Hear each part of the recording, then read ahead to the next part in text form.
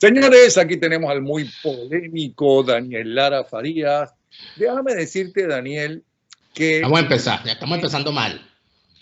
Si eres polémico, y eso no es malo. Eso de presentar a alguien como polémico ya es una forma como de arrancar una conversación con algo de indignación por parte del señalado. No te pongas Lupita Ferrer en época de rating como... ¿Te das cuenta? Ahí está. ¿Qué tiene que ver Lupita con esto? Ya va. Déjame terminar. La más reciente encuesta de Data Análisis. Mega Análisis, porque si es de Data Análisis, cuelgo. Mega Análisis, te da la razón en muchas de las muy polémicas para mucha gente declaraciones tuyas. Te las voy a leer algunas de ellas. A ver. ¿En cuál, es una de las preguntas, en cuál de las siguientes directivas de la Asamblea Nacional confía usted? Casi el 80%, casi el 77%, el 76.9% no confía en ninguna de las dos. Eso por un lado. En cuanto a la gira de Guaidó, ¿cree usted que la reciente gira internacional de Juan Guaidó traerá beneficios para el pueblo venezolano? El 75.1% no cree que va a traer beneficios para el pueblo venezolano. Después de transcurridos poco más de un año, ¿usted aún cree, confía y apoya en Juan Guaidó? El 63.8% dice que no confía en Guaidó. ¿Usted quiere que Maduro y el chavismo se vayan del poder? El 79.9%, es decir, el 80%, quiere que sí salgan del poder. En cuanto a los dólares, ¿con qué frecuencia en la economía de su familia cree usted que se manejan y emplean dólares para costear los gastos de su hogar? La mitad de la población dice que nunca y la otra mitad dice no muy seguido, con mucha frecuencia o siempre todo el tiempo. Esto es parte de esta encuesta de Mega Análisis. Recuerdo que la única discusión que yo creo haber tenido contigo es que de regreso de la gira de Guaidó, es verdad que era antes de llegar al Congreso norteamericano, tú dijiste que esa gira fue un fracaso porque eso no tumba gobierno. Y yo te respondí, bueno, pero es que no creo que hicieran esa gira para que cayera en medio de la gira el gobierno. Pero fíjate que la gente tampoco cree que lo va a beneficiar, es decir, que va a arreglar la economía, que vamos a salir del régimen con esa gira. Bienvenido al programa. Hable usted. Muchas gracias, señor Napoleón. Bueno, en principio, yo siempre he sido bastante reacio a esto de las encuestas en una Venezuela donde ya el solo hecho de que alguien llegue a preguntarte tu opinión sobre algo en los últimos 20 años es como complicado. O sea, las encuestas en Venezuela tienen un rango de falencias que siempre van a estar por encima del resto de los países. De eso hablé justamente con el vicepresidente de la empresa. No es lo mismo hacer una encuesta en los Estados Unidos, en Alemania o en Colombia, que hacer una encuesta en la Venezuela actual, lo que de una vez ya cohíbe a la propia encuestadora, porque no es lo mismo mandar a una encuestadora a colectar datos en el barrio El Carpintero de Petare que mandarlo a la tercera transversal de Los Palos Grandes, con toda la seguridad que eso refleja. Y seguramente lo que respondan en Los Palos Grandes no va a ser lo mismo que van a responder en el Carpintero. De eso hablamos también con el vicepresidente de la empresa. Eso de arrancada, porque probablemente esos datos pueden haber sido colectados a la salida del comando de María Corina Machado, por los resultados que veo ahí bastante conforme, pues probablemente allí todo el mundo tenía una opinión. Pero trascendiendo eso, yo lo que te digo es que yo no creo justo evaluar los resultados de la gira sin ver las acciones de Guaidó después de la gira, que no la hemos visto. Porque se supone que Juan Guaidó llegó hace 4 o 5 días, ¿no? Una semana. Lo recibieron a palos y escupitajos en Maiquetía, por cierto. La cuestión que para quien todavía duda Y yo creo que esto es importante, Napoleón. Tú que has hablado con tanta gente que está aún en Cuba, con las damas de blanco y con toda esta gente, para los que aún dudan de la utilización del estilo castrista en los modos y maneras del chavismo, yo les recomiendo que investiguen qué es un acto de repudio para el castrismo. Disfrazar a funcionarios y a activistas de pueblo y lanzárselo encima a un disidente para que el régimen diga, no, nosotros no le hicimos nada, es que la gente los rechaza porque son una gente que, bueno, es el rechazo popular. Eso fue lo que le hicieron a Juan Guaidó a su llegada a Venezuela. Pero eso está claro, inclusive ya salieron a relucir no solamente los nombres de esos dirigentes que hicieron eso, sino hasta dónde vivían y hasta el teléfono de ellos. Sí. Y ya están recibiendo las sanciones internacionales. El asunto está en que, bueno, ya después de una semana, me imagino que ya el señor Juan Guaidó se pudo haber recuperado de toda esta situación, pudo llegar a poner en orden la casa, sacar toda la ropa de la maleta, lavarla, ordenar la situación, ver cómo estaba la casa, etcétera. Y ya deberíamos empezar a ver, ¿no?, los resultados de esa gestión. De alguna manera, ayer, para el día que estamos hablando, para el momento que estamos hablando, hizo una rueda de prensa donde indicó algunas cosas, entre las cuales señaló que no tienen previsto asistir a unas elecciones con ese CNE, con esas condiciones y sin necesaria usurpación, etc. Eso es más o menos lo mismo que han dicho durante todos estos años cada vez que terminan yendo a una elección. ¿Qué tiene de diferente esta promesa actual con las anteriores? Que quien está diciendo en este momento, quien está hablando, Juan Guaidó, por primera vez en 20 años, y esto es importantísimo, por primera vez en 20 años, el máximo dirigente de la oposición al chavismo es recibido en la Casa Blanca. Esto es, o sea, que trasciende al solo hecho de Guaidó. Porque no es el asunto de que haya sido Guaidó, que es la persona la que fue. No, es que por primera vez en 20 años se asume que como en Venezuela hay un régimen que es enemigo de los Estados Unidos, quien se enfrenta a ese régimen desde el punto de vista político, quien encabeza la oposición política de ese régimen, debe ser un aliado de los Estados Unidos. Eso se demostró con la visita de Donald Trump. Eso no lo hizo Obama.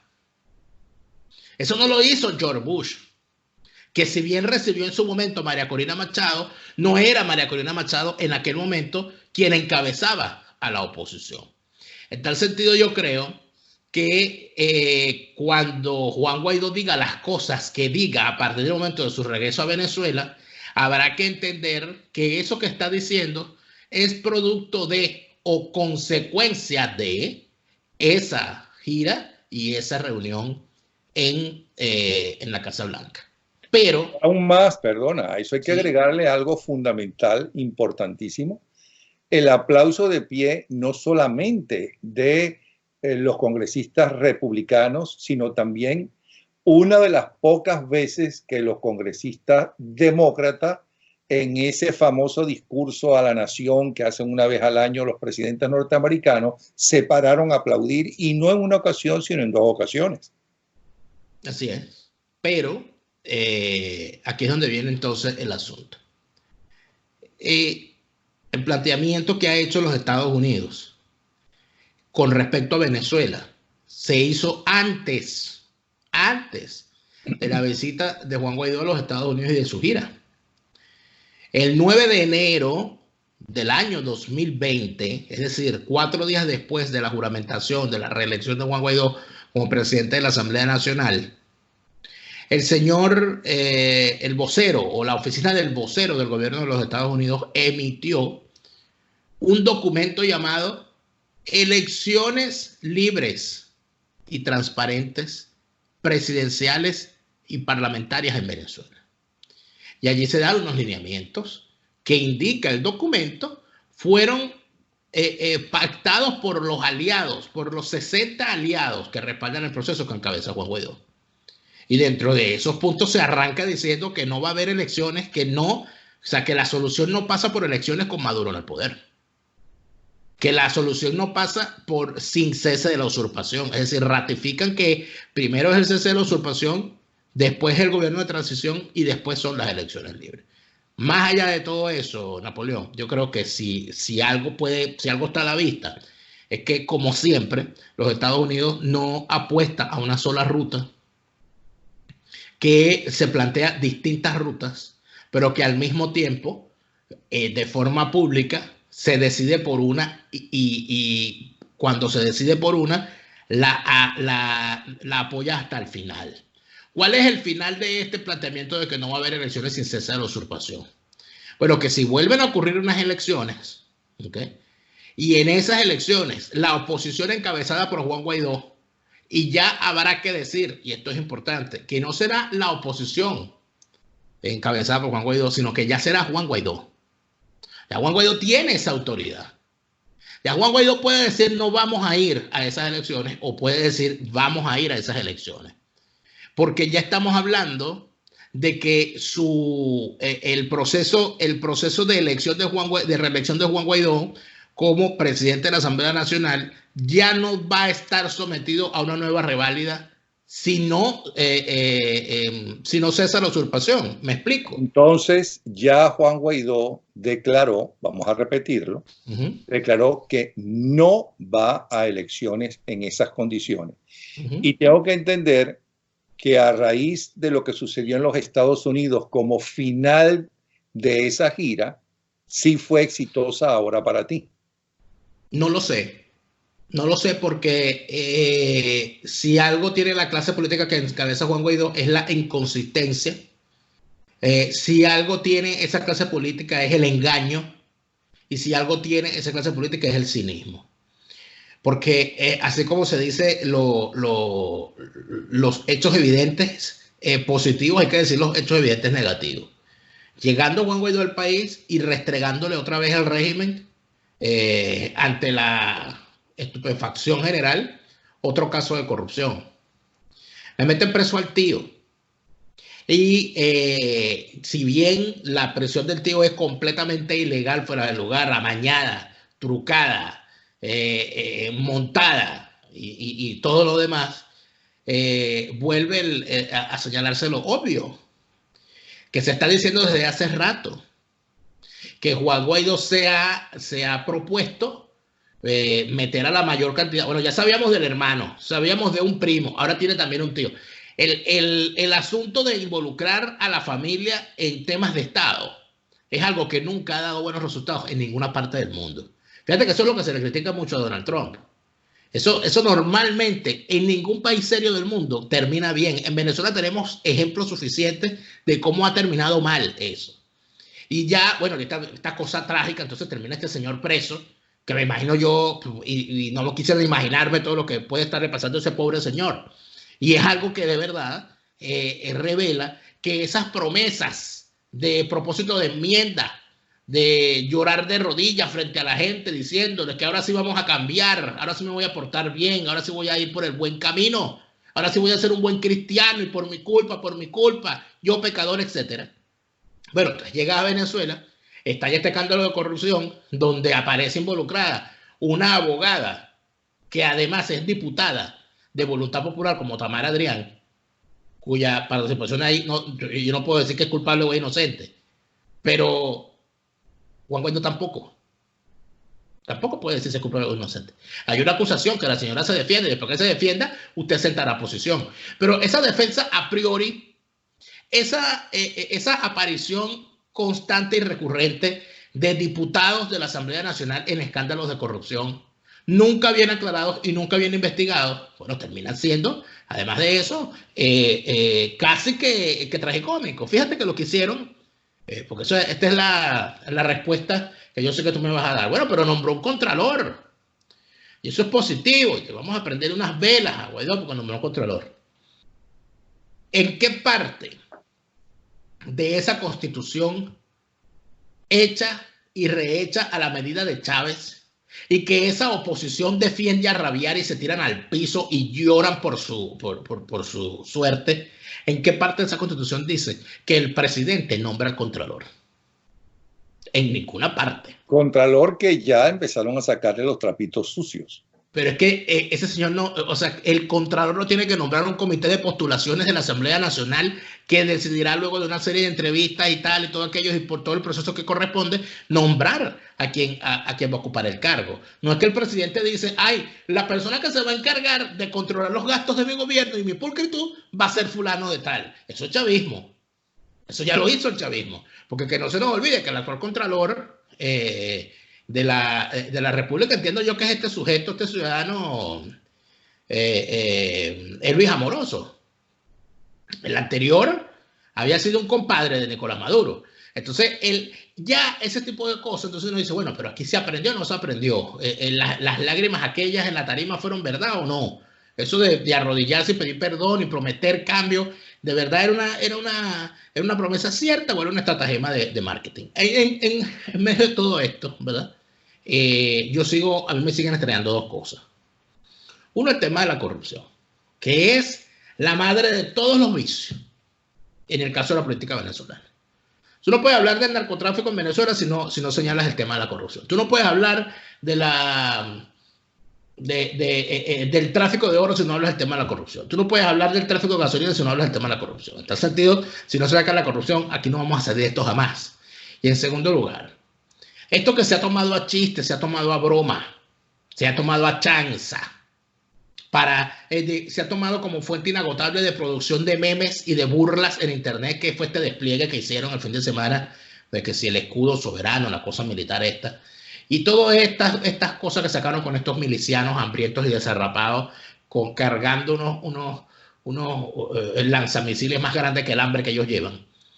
Eso se ha convertido en motivo de chanza, motivo de burla. Eso lo puedo hacer yo, eso lo puedes hacer tú. Nosotros no somos dirigentes políticos, nosotros no estamos a cargo de la cuestión del país. Pero a mí me extraña muchísimo. Y es lo que yo estoy sintiendo con esto. Cuando yo he visto las prácticas, yo he visto todo lo que esta gente hizo. Hay dos cosas que se pasan bajo la mesa y que debería estar el gobierno interino señalando con la gravedad del caso. Uno, el despliegue fue nacional. Las imágenes que se tienen son de todo el país. Ese despliegue lo hicieron en todo el país. Eso no se puede negar. Bueno, malo, con unos viejitos uniformados, con unos fusiles, lo que quieras, pero se hizo a nivel nacional. Y número dos, cuando uno dice, bueno, pero es que esos bichos que sacaron ahí, un marín llega y le da 3 patadas y lo deja tirado en el piso, es verdad. Pero es que ese razonamiento nos debe llevar a pensar que en realidad todo ese escudo soberano y todas esas prácticas no son para combatir a ningunos marines, que dicho sea de paso, no están dispuestos, o sea, no está en la inminencia que esa gente salga a enfrentar al régimen venezolano. ¿Quiénes de forma inminente pueden salir a enfrentar al régimen venezolano en cualquier momento? Los ciudadanos, la gente. El propio Guaidó ha dicho que hay que retomar una agenda de calle. En tal sentido, ¿para quién es la amenaza de ese escudo soberano? ¿Para los marines o para la gente? Yo creo que lo que están haciendo es diciéndole al mundo, nosotros tenemos a un rehén, ese rehén son estos ciudadanos, y nosotros no nos vamos a enfrentar a quien nos ataque, nosotros vamos a matar al rehén. Cosa que han demostrado ser capaces de hacer, lo demostraron durante estos 20 años, 50 veces, y yo estoy completamente seguro que están dispuestos a hacerlo otra vez. Y es aquí entonces donde yo pregunto una cosa. ¿Dónde está el ministro de la Defensa del gobierno interino? ¿No lo había antes de la gira? ¿No lo hubo durante la gira? No lo hay después.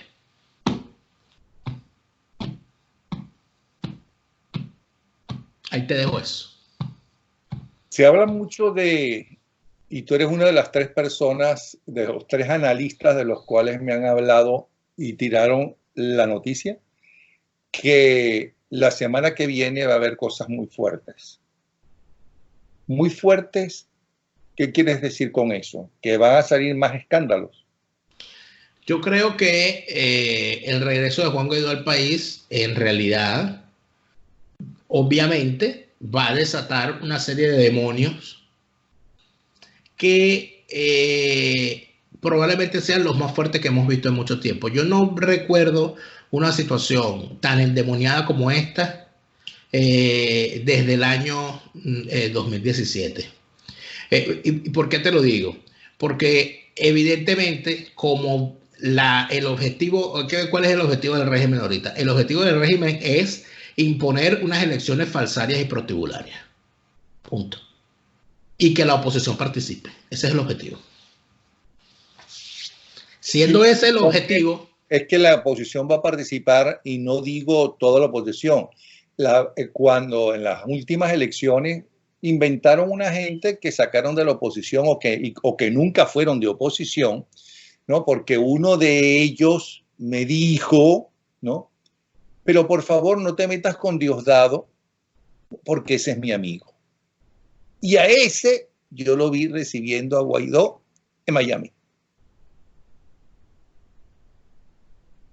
O sea que ellos van a inventar, aunque no salga ni Guaidó, ni Ramos Alú, ni María Corina, ni Antonio Ledesma, ni nadie, ellos van a inventar su gente. Y la gente, y el problema que hay es que mucha gente puede caer en, aunque según las encuestas, por cierto, vamos a ver qué dicen las encuestas.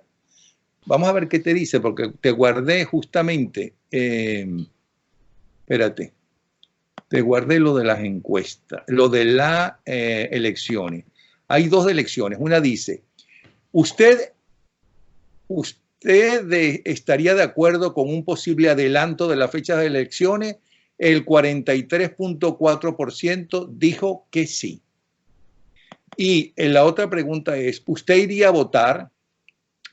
Más de la mitad, el 55.6% dijo que no. Y el 32.1% dijo que sí. ¿Qué tan seguro se siente usted de ir a votar en estas elecciones parlamentarias? Eso va para los que dijeron que sí van a votar. El 62.1% dijo que está muy seguro de ir a votar. Está bien. Hay dos tipos de estratagema usada en las últimas elecciones falsarias y prostibularias que hemos tenido. Lo que pasa es que muchas veces el ritmo de los días hace olvidar algunas cosas. Es verdad, aquí utilizaron en las elecciones presidenciales convocadas por la Asamblea Nacional Constituyente en 2018, utilizaron a unos sujetos que andan por ahí otra vez, encabezados por Henry Falcón, a los cuales se le sumó Felipe Mujica, Claudio Fermín, Rafael Marín, Javier Bertucci, el Pastor Maldito y otros más. Y montaron esa tramoya para participar. Perdón, ¿qué dijiste? El doctor Maldito. El Pastor Maldito, Javier Bertucci, que nadie sabe de dónde demonios, a qué santo le reza, ya que Dios le reza. Haciendo morcilla para el diablo, se va a arder en el infierno eternamente. ¿Qué ocurre? A ellos los utilizaron, esa supuesta oposición que va encabezada por un tipo que es invariablemente Guaidó lover, que es Henry Falcón. Porque Henry Falcón fue el jefe de campaña de Enrique Capriles en el año 2014, 2013, y fue además, sumó los votos de sus diputados para la escogencia de Juan Guaidó como presidente de la Asamblea Nacional. Entonces, no pueden decir que no es opositor, porque si no es opositor, lo disimula bastante bien, sobre todo a la hora de votar con sus diputados. Pero es que antes de eso hubo dos eventos importantes. Uno, en el año 2017 se hicieron unas elecciones a gobernadores. Y cuando se hacen esas elecciones a gobernadores, los partidos fueron y participaron, a pesar de que esas elecciones eran convocadas por un ente que ellos calificaban como ilegítimo, que era la Asamblea Nacional Constituyente. Pero ellos decían, no, ellos no están convocando nada, o sea, como si ignorando al león con hambre en la sala evita que el león te coma. No, ellos no están convocando nada. La Constitución establece que estas elecciones hay que hacerlas. Nosotros no estamos reconociendo a la Constituyente. Ocurrió lo que sabíamos que iba a ocurrir. Les hicieron fraude, porque es evidente que la oposición o mejor dicho, que el régimen es minoría electoral en todo el país, y de la inmensa cantidad de votos que esa oposición podía obtener para ganar a nivel nacional, según lo que dicen todas las encuestas, como la que tú tienes, y según lo que dice la propia Calle, a la oposición se le dejaron solamente 6 gobernaciones, de las cuales 5 aceptaron la condición que les puso la constituyente. ¿A ustedes quieren asumir el cargo? Se tienen que juramentar ante la constituyente. Y esos 5 gobernadores fueron, de los 6 fueron 5. Juan Pablo Guanipa no fue. De los 6 fueron 5. ¿Qué le pasó a esos 5? Que son adecos los 5, por cierto. ¿Qué les pasó? Bueno, salió Henry Ramos Aluz diciendo que ellos habían hecho eso a título personal, que esa no era la línea del partido y que ellos, al haber decidido un camino distinto al que planteaba él como sumo pontífice de su organización, esos 5 gobernadores quedaban autoexcluidos. Pero los autoexcluyeron, pero cada 3 días los vemos a ellos con la camisa de AD, con la foto de Rómulo, con la pipa de Rómulo, con abrazados a Ramos Aluz, yendo a las fiestas del partido, etcétera, etcétera. Los tipos siguen estando allí. Luego lo volvieron a hacer cuando vieron las elecciones alcaldes. Cuando vieron las elecciones alcaldes dijeron, no, la oposición no va a participar. Pero es verdad, no participaron oficialmente, pero inscribieron a sus militantes como candidatos. Y ganaron algunos de ellos y ahí están gobernando. Porque nadie me va a decir a mí que Gustavo Duque, alcalde de Chacao, no es militante de Primero Justicia.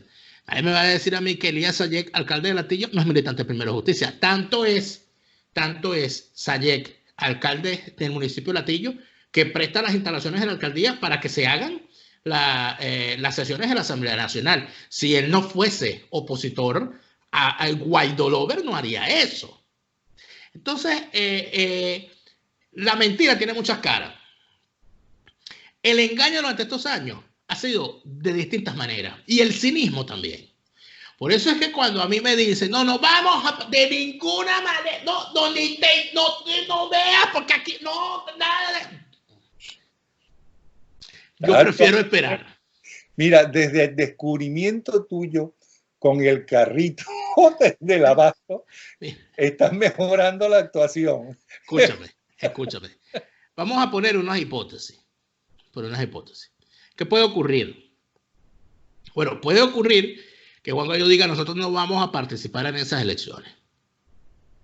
Y que los que ya han dicho que hay que participar a todo evento por encima de cualquier cosa, hagan una de 2 cosas. 1, pero que se quiten la máscara y vayan y participen de frente. O 2, que digan, se pongan en la modalidad perrito de taxi. ¿Te acuerdas de los perritos de los taxis? Que cuando el taxi se mueve, el perrito, y entonces tú no sabes si el perrito está diciendo sí o no. Entonces tú vas a tener, cuando Guaidó diga, no vamos a participar, tú vas a tener a Ramos Aluz, allá, como el perrito del taxi, pero por detrás está inscribiendo a los candidatos con otros partidos. Y así vas a tener a los de Primero Justicia e inclusive a los propios de Voluntad Popular. Porque para quien no lo recuerda, el señor John Goycochea, vocero de Voluntad Popular en este proceso, él le pidió una taima a Voluntad Popular, se inscribió como candidato a la alcaldía de Avanzada Progresista, cuando terminó la pasantía de candidato, regresó para Voluntad Popular. Es decir, que el cinismo tiene muchas caras. Los perros de taxi no son nada más Ramos Aluz y Capriles. Es que hay una voluntad de perritos de taxi en toda esa dirigencia opositora. Por eso es que yo digo que lo que viene va a ser una cosa horrible. Porque vamos a ver las verdaderas caras de mucha gente. Vamos a ver el tamaño del engaño en el que han caído muchos. Y además de eso, vamos a suponer que se den unas condiciones medianamente potables. Que se escoja un nuevo CNE, que por allí dicen que el nuevo CNE y que ya tiene olor a ron y que tiene el pecho cuadrado, ¿no? Y que el patrocinante fundamental de ese CNE, ¿cómo se llama? La santa patrona va a ser Santa Teresita del Niño Jesús. Oye, vamos a suponer el CNE, una cosa y participan, les dan todo. Perfecto. A partir de ese momento, la caja de los rayos que se desata dentro del grupo que encabeza Juan Guaidó es de aquellos a los cuales le huían, hasta Betancourt y Caldera huían, se desaparecían cuando en Acción Democrática y COPEI se estaban escogiendo las candidaturas al Congreso, porque lo que se desataba era la guerra. Pero entonces me pregunto yo, si Guaidó decide participar en estas elecciones, ¿alguien se imagina lo que significaría presentarle al país una plancha donde figuren Freddy Superlano, Sergio Vergara, Tamara Adrián, Eudoro González, Henry Ramos Alú, candidatos de Manuel Rosales, Stalin González. ¿Alguien se imagina eso? ¿Tú te imaginas que nosotros nos llamen otra vez a votar y nos vuelvan a vender con el cuentico del 2015? No, no, usted no está votando por ellos, usted está votando es por la tarjeta de la unidad, porque la unidad es lo más importante. Olvídese de quién va allí, no, que lo importante es la unidad. Y te dicen desde hace décadas, no es nada nuevo, no hay que perder los espacios, por eso hay que ir. Claro. Entonces, por eso de perder los espacios, el espacio fundamental que se ha perdido es el espacio destinado a la ética dentro de la política. Porque cuando nosotros en el 2015 nos llamaron a votar, yo tengo por ahí guardado el programa por el cual yo he recibido más mentadas de madre en toda mi historia profesional, que fue el programa que hice el día siguiente. Y lo guardas como la canción de Nacha Guevara, como precioso souvenir. Lo guardo como recordatorio. Porque en ese programa, en Radio Caracas Radio, junto a Neomar Hernández, el día que se anunciaron las candidaturas a la Asamblea Nacional en 2015, yo anuncié que yo iba a votar en función de mi conciencia, no en función de lo que me querían imponer los gángsters que habían armado esa plancha. Y por eso yo anuncié que no iba a votar en Vargas por la lista donde iban unos candidatos arreglados y que iba a votar solamente por el candidato nominal que presentaba la unidad. Y aquí viene la desgracia. Yo pensaba que eso era lo peor. Ahora mira lo que pasó. Que yo en la lista, yo dije, yo voy a votar aquí en esta lista por una sola persona. Porque solamente allí es donde merece mi voto. Esa persona era Juan Guaidó. O sea que las cosas podían ser peores, ¿no?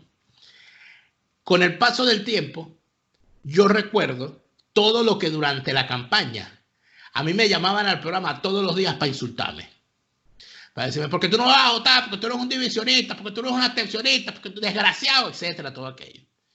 El hecho de tener a Henry Ramos Alú como candidato presidencial, como candidato bueno, candidato presidencial es ahorita, pero como candidato a la Asamblea Nacional, era suficientemente avergonzante como para criticar esa plancha.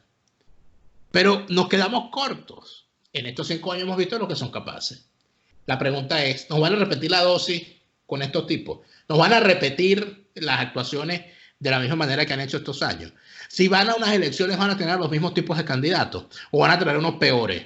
Porque me imagino que deben tener un stock grande, un inventario importante de falsarios y prostibularios, ¿no? Guardados allí para mejor ocasión, donde, bueno, si salió un superlano y salió porque uno recuerda políticos malos en la historia de este país, vendidos y colados por los palos.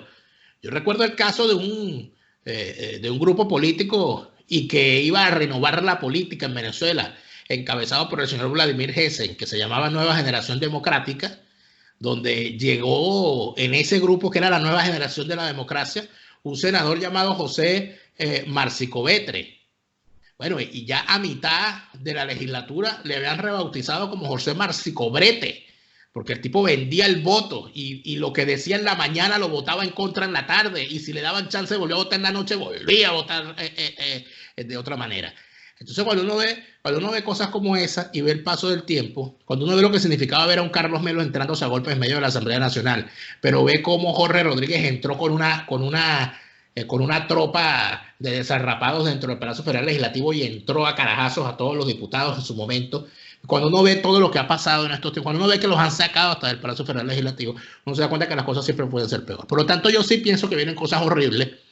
Yo pienso que el engaño se va a magnificar, que las presiones para que se haga silencio van a ser superiores a las que ya hemos visto, que aquí van a mandar a callar a todo aquel que diga que las cosas se están haciendo mal, que inclusive se van a ejercer las presiones más adyectas que ya las hemos visto contra personas que han sido críticas con respecto a este proceso, y que por supuesto lo que va a salir a la luz durante los próximos días va a ser terrible, porque lamentablemente se han metido tanto en este tema de la corrupción que a todos le tienen por ahí guardada una carpeta y se las van a sacar.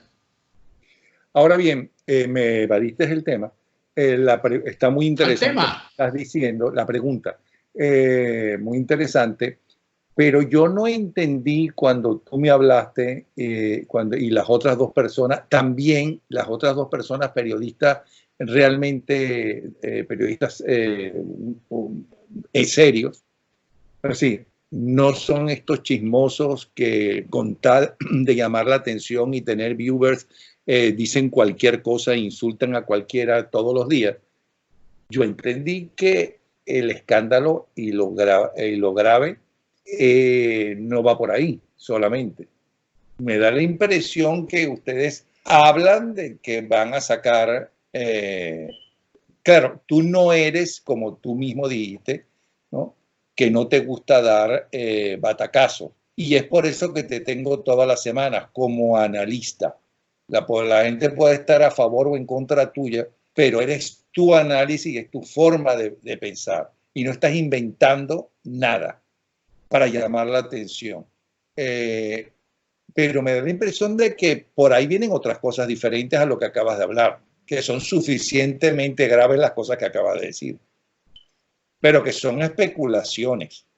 Hasta que no se revelen, claro. Claro, especulaciones. No, lo que acabas de decir son especulaciones basado en la historia reciente de esta misma gente, ¿no? Pero esperemos que ahora con la presión norteamericana y con la fuerza que le da lo que sucedió en el Congreso norteamericano y con Trump, pues no necesiten hacer esos jueguitos. ¿De bueno, qué ojalá. ¿Qué es la cosa? Ojalá, Napoleón, pero sí. Fíjate que cuando se revisa, y yo creo que es lo importante, la mejor manera que yo he encontrado para más o menos entender qué puede pasar, no en tono de periodismo astrológico, que siempre me fastidia, eso de hacer predicciones y decir, no, mañana la luna se mueve para allá, no, y entonces el copete de Donald Trump se movió para allá, entonces miren los marines por acá, eso a mí siempre me ha fastidiado. Yo pienso que es mucho más sencillo, no sé por qué se enredan tanto la vida. Lo que hay es que revisar lo que han hecho antes, estos personajes. Y en función de eso, ir viendo qué podrían hacer. Por ejemplo, durante estos 20 años no le han dicho a la gente que hay que votar por encima de todas las cosas porque nosotros no tenemos armas y que nuestra arma es el voto. Eso lo han dicho a la gente una y otra vez en todos los momentos.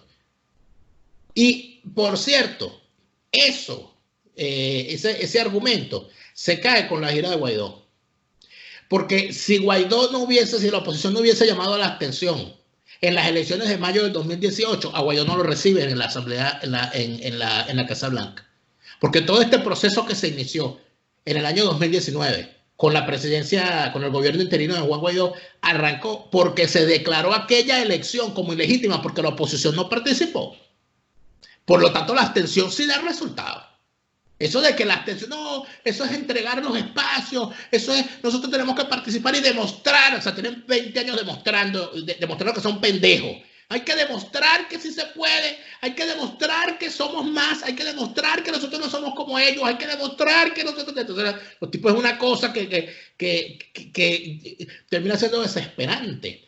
Sobre todo cuando ves quiénes son los voceros, porque cuando yo veo en eso a Claudio Fermín, a quien uno tiene como un hombre inteligente, cuando uno ve en eso a bueno, él siempre ha sido un triste recogelata, este muchacho, Enrique Ochoa Antich, que él nunca sirvió para nada, el pobre. Cuando uno ve en unas cosas como esa, a un hombre como Rafael Marín, ¿quiere que te diga una cosa? Yo regresé a Acción Democrática cuando yo veía que Rafael Marín era capaz de entrarse a golpe en la calle en contra de los chavistas, porque yo decía, esa es la Acción Democrática en la que yo creo. Y por eso fue que yo regresé al partido.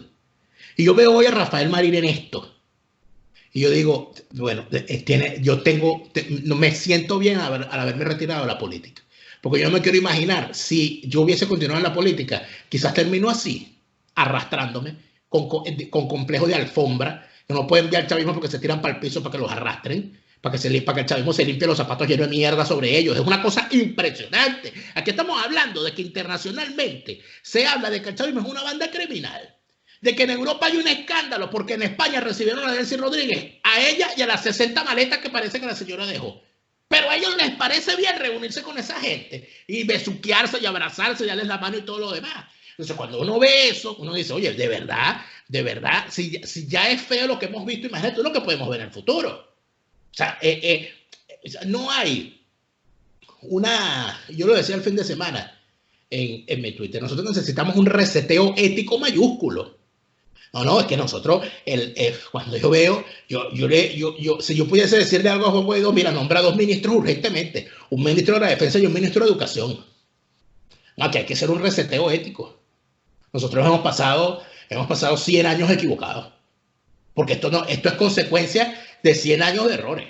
O sea, para no cargarle las tintas a una sola generación. Porque de qué estamos hablando aquí, o sea, ¿cómo es posible que un hombre como Rafael Marín, que fue uno de los primeros de su promoción de abogados, que fue uno de los primeros egresados del posgrado de Derecho Constitucional de la UCB, ande en eso? ¿O es posible que Claudio Fermín, un tipo que estudió en las mejores universidades, criado por unas mujeres como Mercedes Fermín, que eran de lo más granado de la democracia originaria venezolana, ¿cómo es posible que terminen en esto? Entonces uno dice, bueno, es que en realidad la descomposición ha sido demasiado grande, la descomposición ha sido larga, y obviamente en medio de una situación como esta no podemos nosotros indicar que pueda recuperarse una Venezuela distinta, pueda construirse una Venezuela distinta si no pasamos por un reseteo ético, porque esta gente, esa ética de la cual esa gente está alardeando, no es la ética para construir un nuevo país. Bueno, muchísimas gracias, señor Lara Farías. Nos vemos entonces en una semana, ¿ok? O antes, si se produce la noticia, como decían antes en la radio. Al producirse la noticia. Al producirse la noticia. Así es, señor. Ok, un abrazo. Hasta luego. Daniel Lara Farías.